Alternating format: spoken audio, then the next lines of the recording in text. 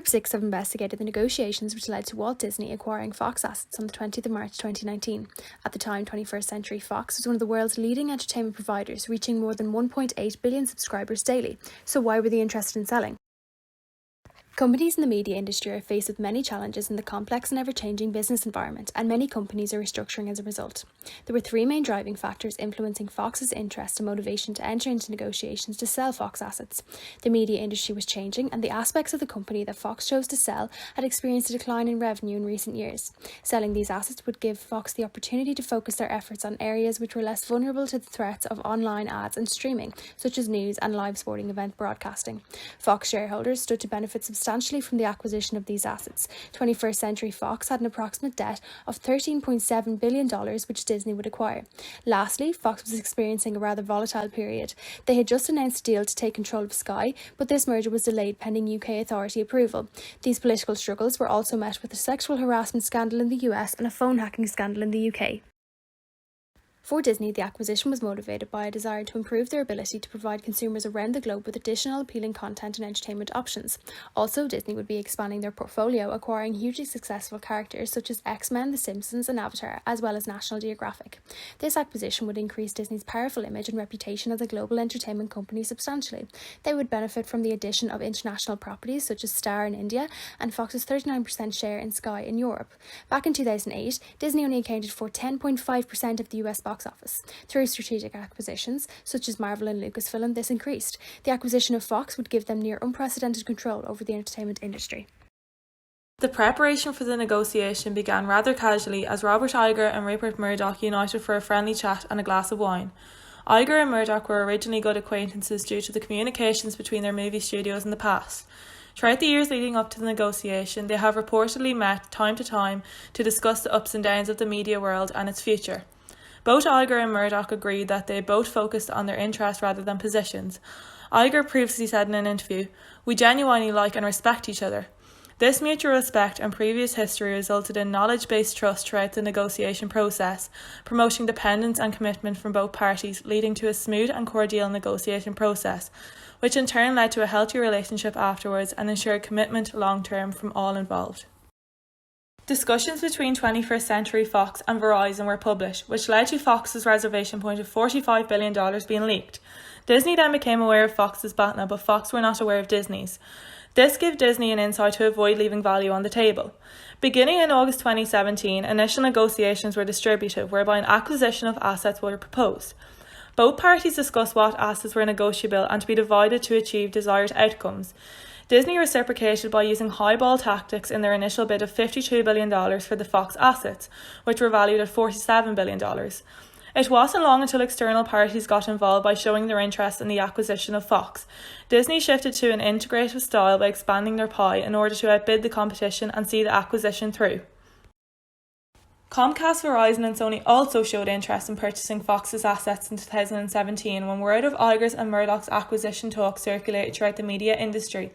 The global communications technology company Verizon and Sony, the electronic equipment company, both showed interest but never made a formal bid. Fox's management team decided in November 2018 to drop them from the pool and focus on Comcast and Disney as potential buyers. Comcast, the media, entertainment and communications company, were in serious negotiations with Fox. Having re-evaluated their reservation point, and with Disney valuing Fox at $60 billion, Comcast decided to withdraw from negotiations. Comcast reversed their decision and made a bid on July 2018 of $65 billion, all cash to Fox. Fox decided to accept Comcast's offer and give Disney 5 days to match this offer. In response, Disney decided to significantly increase the value of their offer. Firstly, they increased the value of their bid to a highball figure of $71.3 billion, a whopping $19.3 billion more than their initial bid. Unlike Comcast, Disney offered to pay a termination fee, which showed their determination and commitment to the negotiations. Comcast's bid was 16% higher on a per-share basis versus Disney's.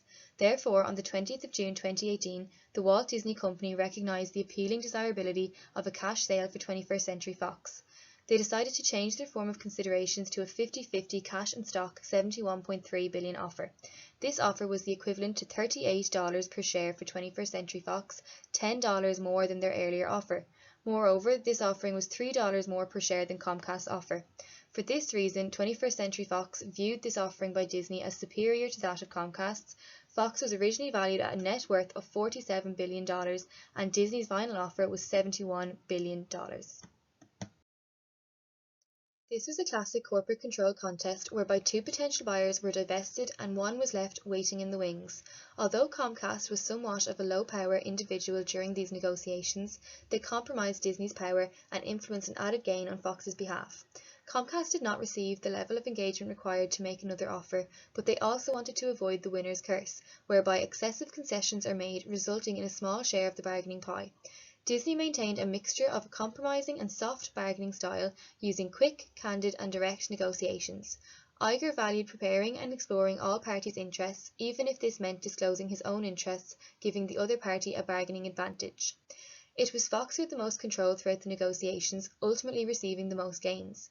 Fox portrays an individualistic style approach as they focus on maximising their own gain. Rupert Murdoch even stated that all assets are for sale at the right price.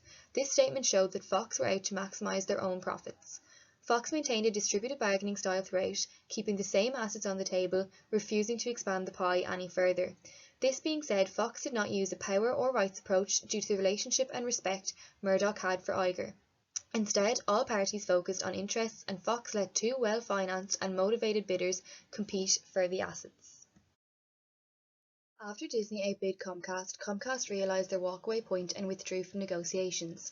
Disney and Fox maintained their healthy relationship throughout these smooth and cordial negotiations. Fox was left with the remaining 26% of their assets, which were passed on to the new spin-off company known as Fox Corporation. Shareholders of Fox would possess roughly a 25% stake in Disney, and Murdoch would become the largest individual shareholder in Disney. As a result of winning the bidding war, Disney received almost 74% of Fox's assets, including big movie and TV franchises like Avatar, X-Men and The Simpsons. Disney now saturates the US box office and dominates the media industry with almost 38% control. There is now one less competitor in the media industry, with 90% now condensed into the Big Five.